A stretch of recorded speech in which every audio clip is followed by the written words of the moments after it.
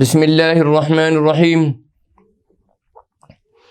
الحمد للہ رب العالمین نحمده ونستعینه ونستغفره ونؤمن به ونتوکل علیہ ونعوذ باللہ من شرور انفسنا ومن سیئات اعمالنا من يهده اللہ فلا مضل له ومن يضلله فلا هادی له ونشهد أن لا إله إلا الله وحده لا شريك له ونشهد أن سيدنا ونبينا وحبيبنا ومولانا محمدا عبده ورسوله صلى الله تعالى عليه وعلى آله وأصحابه وأزواجه وذرياته وجميع أهل بيته وبارك وسلم تسليما كثيرا كثيرا أما بعد فأعوذ بالله من الشيطان الرجيم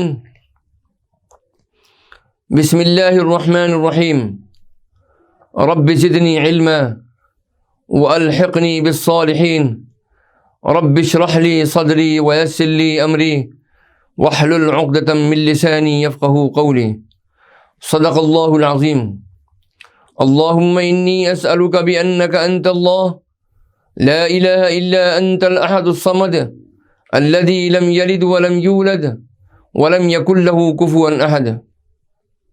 بزرگان محترم، برادران عزیز، سلسلے کے مخلصین اور ہماری قابل احترام مائیں، بہنیں اور عزیز بچیاں،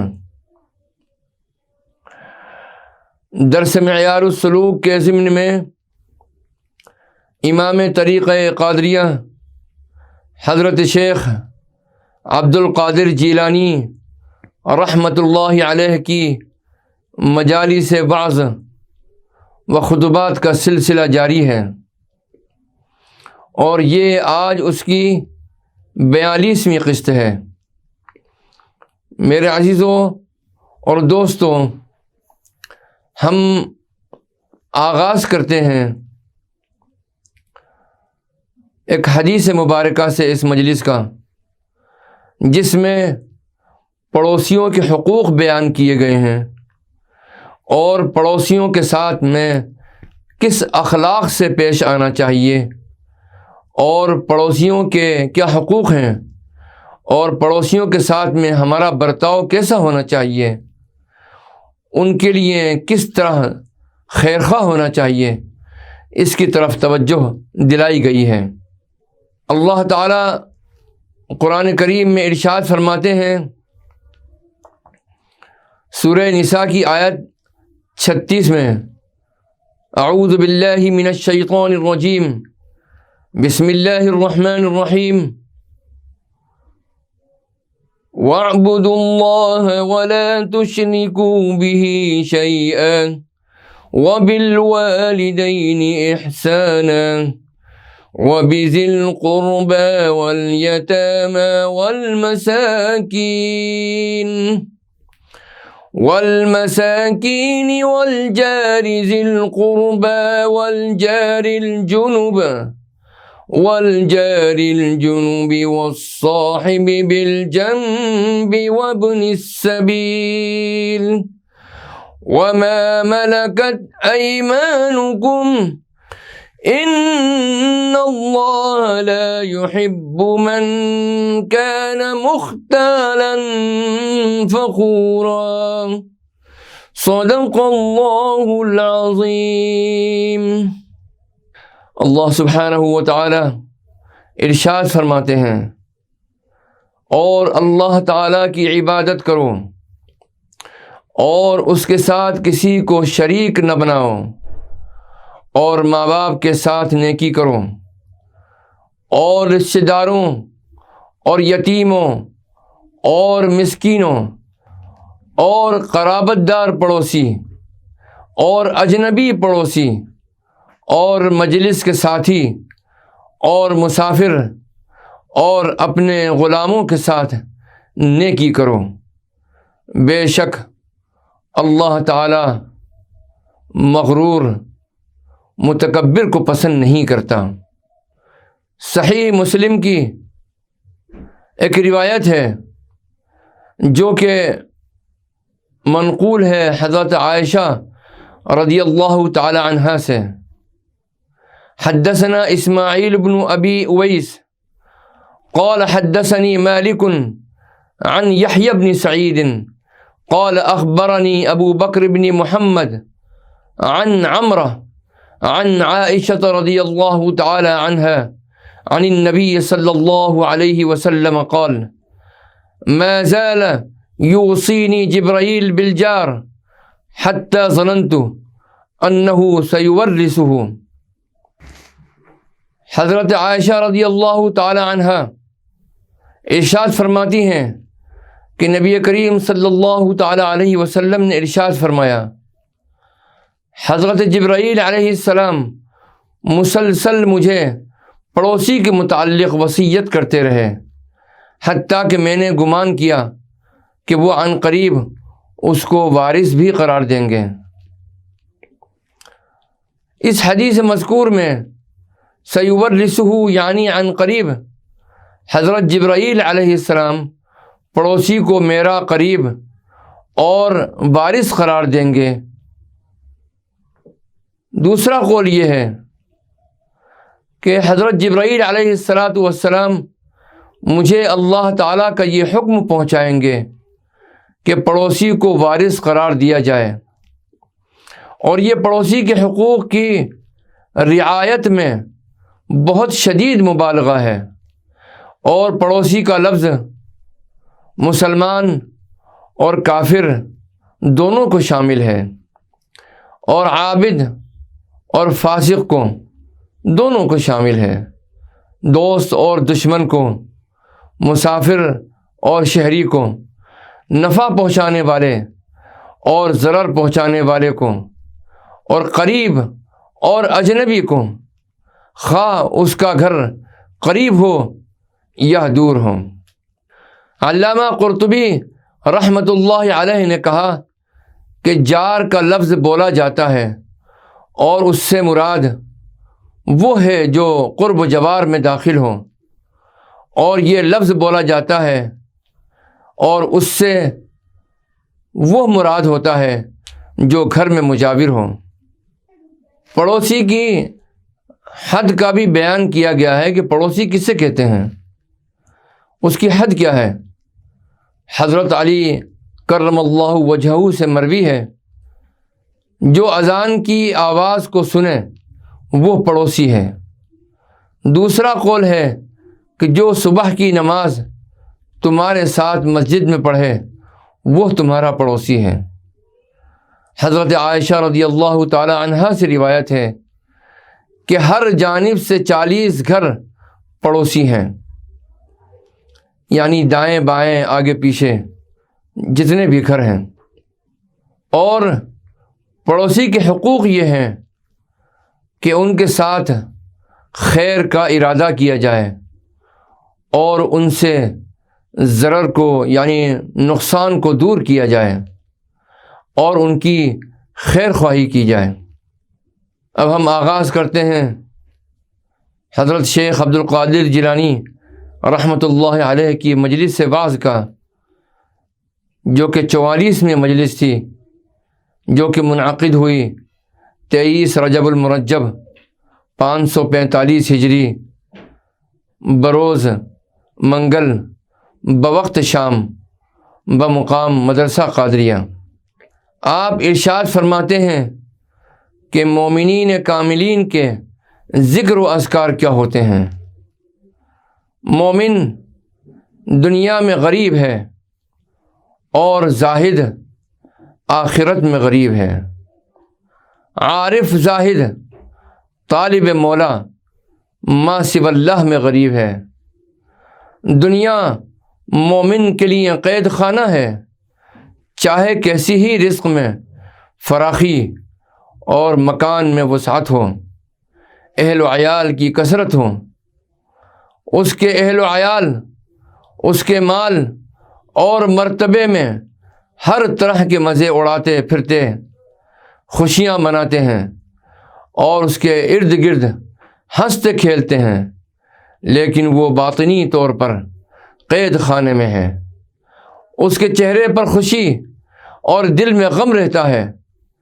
اس نے دنیا کی حقیقت کو پہچان کر اپنے دل سے طلاق دے دی۔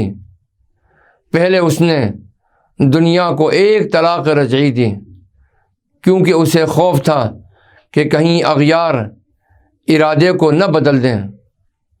ابھی وہ اس حال میں تھا کہ آخرت نے اس پر اپنا دروازہ کھول دیا۔ اس کے چہرے کی چمک دمک اور حسن کی بجلی اس پر ظاہر ہوئی۔ اس وقت اس نے دنیا کو دوسری طلاق دے دی۔ اس کے بعد آخرت اس کے گلے سے جھول گئی، چنانچہ اس نے دنیا کو تیسری طلاق دے دی اور آخرت کے ساتھ رہنے سہنے لگا۔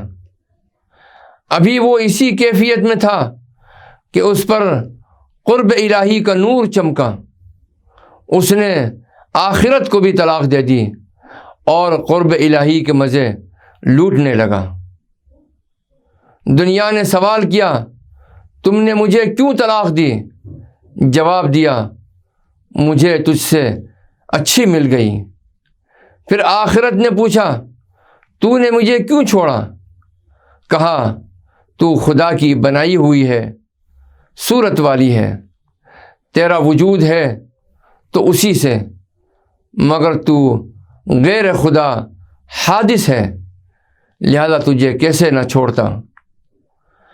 اب اس کے لیے اللہ تعالیٰ کی معرفت ثابت ہو گئی، وہ ما سوی اللہ سے آزاد ہو گیا اور دنیا و آخرت میں غریب ہو گیا اور ہر ایک سے غائب ہو کر ہر چیز سے محو و فنا ہو گیا۔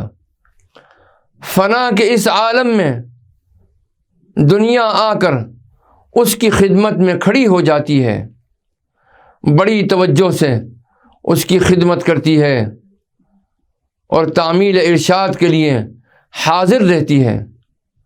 جو زینت اپنے چاہنے والوں کو دکھاتی تھی اس سے خالی ہو کر آتی ہے۔ ایسا اس لیے کیا گیا تاکہ اس کی توجہ اس کی طرف نہ ہونے پائے۔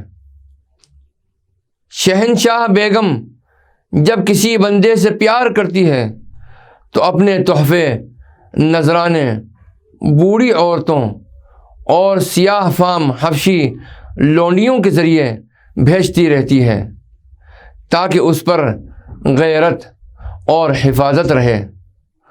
تو پوری طرح سے اپنے رب کی طرف توبہ کر، آنے والے کل کو گزرے کل کے ہاں اس کے پہلو میں چھوڑ دے۔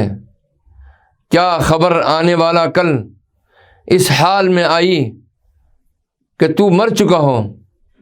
اے مالدار، تو اللہ کو چھوڑ کر مال میں مشغول نہ ہو۔ کیا خبر کل تو فقیر ہو جائے؟ تو کسی کے ساتھ نہ رہ بلکہ سب کے پیدا کرنے والے کے ساتھ رہ۔ وہ ایسا ہے کہ اس کی طرح کا کوئی نہیں، اس کے غیر سے راحت چاہے گا راحت نہ ملے گی۔ رسول پاک صلی اللہ تعالی علیہ وسلم نے ارشاد فرمایا، لا راحت المؤمن من دون لقاء ربہ، او کما قال علیہ الصلاۃ والسلام۔ اللہ تعالیٰ کی ملاقات کے سوا مومن کے لیے راحت نہیں۔ جب وہ خلقت اور تیرے درمیان خرابی اور ویرانی ڈال دے اور اپنے اور تیرے درمیان میں تعلقات قائم کر لے تو سمجھ لے اس نے تجھے پسند کر لیا۔ تو اس کی پسندیدگی کو برا مت سمجھ۔ جو بندہ اللہ تعالیٰ کے ساتھ صبر کرتا ہے وہ الطاف الہی کے عجائبات کا نظارہ کرتا ہے، اور جو فقر پر صبر کرے اسے امیری مل جاتی ہے۔ نبوت اکثر بکریاں چرانے والوں کو ملی ہے اور ولایت غلاموں اور غریبوں کو ملی ہے۔ بندہ جس قدر اللہ تعالیٰ کے سامنے جھکتا ہے اللہ تعالیٰ اسی قدر اسے عزت دیتا ہے۔ اور جس قدر اس کے سامنے عاجزی کرتا ہے اللہ تعالیٰ اسی قدر اسے بلندی دیتا ہے۔ اللہ ہی عزت دینے والا اور ذلت دینے والا ہے، اللہ ہی پست کرنے والا اور بلند کرنے والا ہے، اللہ ہی توفیق دینے والا اور ہر مشکل آسان کرنے والا ہے۔ اگر اللہ تعالیٰ کا فضل شامل حال نہ ہوتا تو ہم ہرگز نہ اسے پہچان سکتے۔ ہر کوئی اپنے پیارے کی طرف جھکتا ہے۔ اے اپنے اعمال پر اترانے والوں، تم کتنے جاہل ہو۔ اگر اس کی توفیق نہ ہوتی نہ تو تم نماز پڑھ سکتے تھے اور نہ روزہ رکھ سکتے تھے اور نہ ہی صبر کر سکتے۔ تمہیں تو شکر منانا چاہیے نہ کہ اترانا چاہیے۔ اکثر بندے اپنی عبادتوں اور عملوں پر غرور کی وجہ سے خلقت سے اپنی تعریف و مدح سرائی چاہتے ہیں اور دنیا والوں کی توجہ کے طالب ہیں۔ وجہ اس کی یہ ہے کہ وہ اپنے نفسوں اور خواہشوں کے تابع ہیں۔ دنیا نفسوں کو پیاری ہے اور آخرت دلوں کی پیاری ہے، جبکہ اللہ تعالی باطنوں کا محبوب ہے۔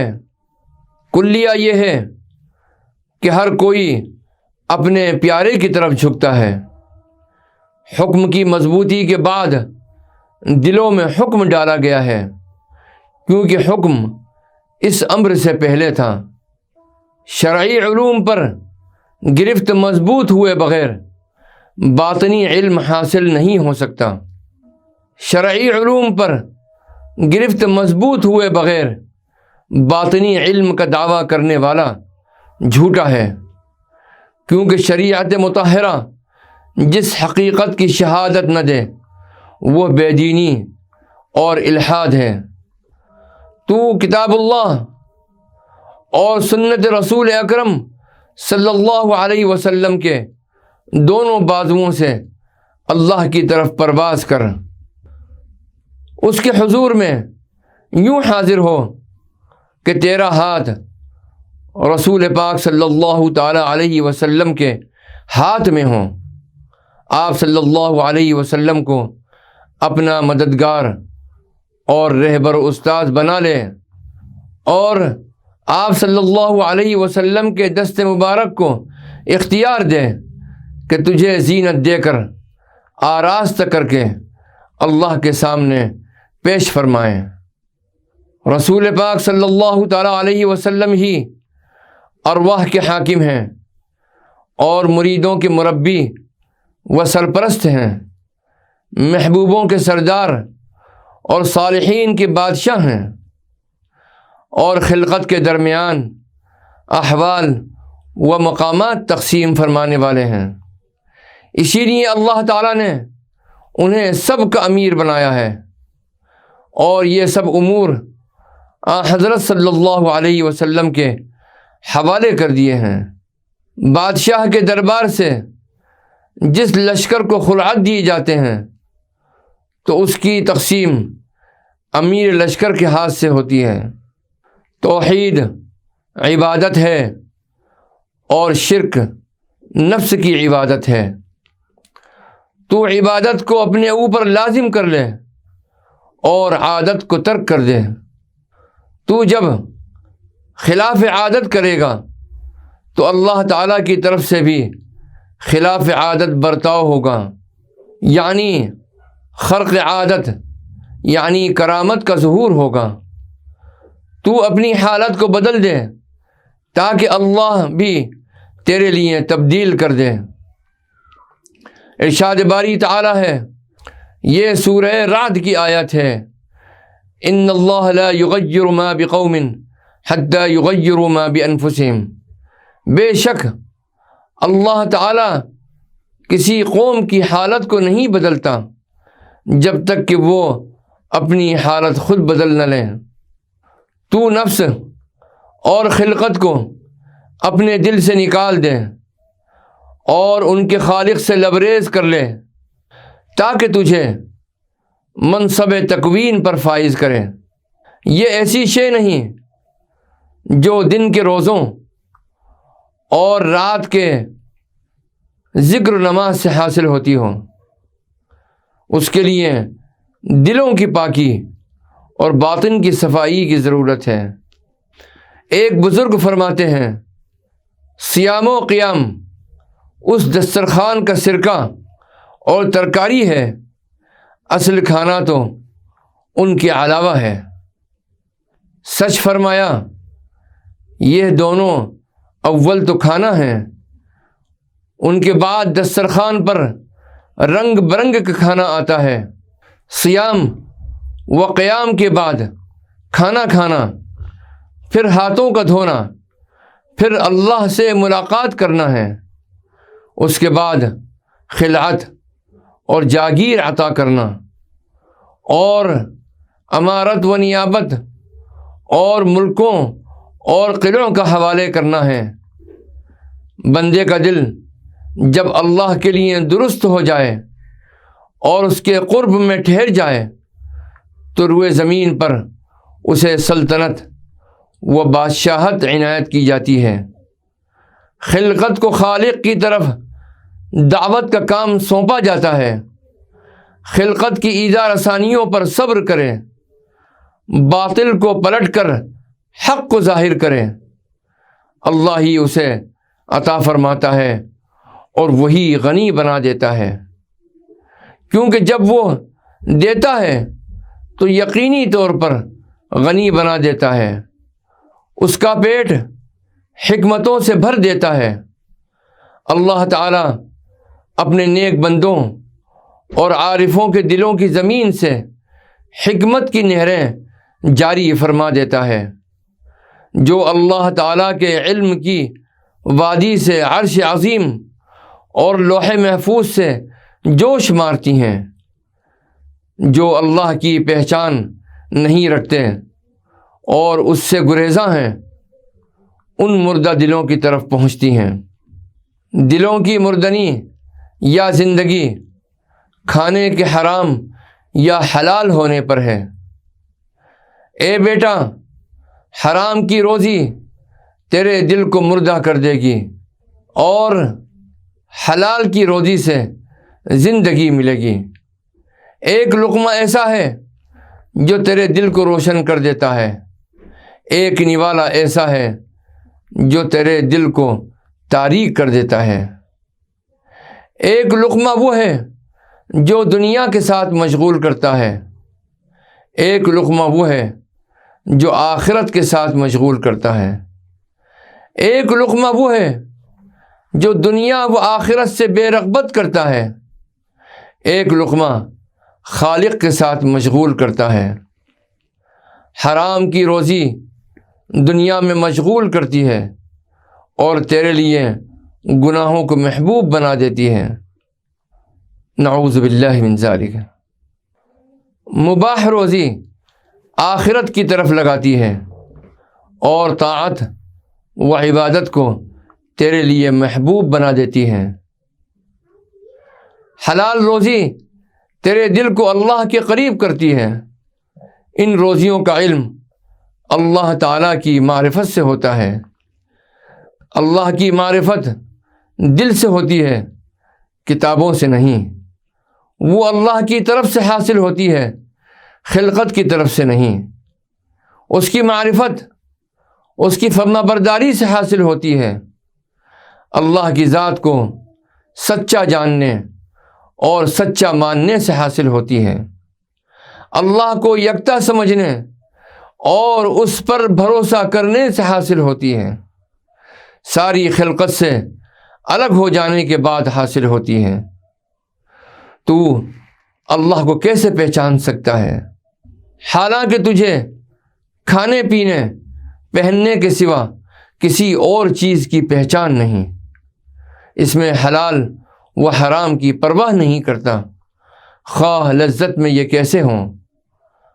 کیا تو نے رسول پاک صلی اللہ تعالیٰ علیہ وسلم کا مبارک ارشاد نہیں سنا؟ من لم یبالی من این مطعمہ ومشربہ لم یبالی اللہ من ای باب من ابواب النار ادخلہ، او کما قال علیہ الصلاۃ والسلام۔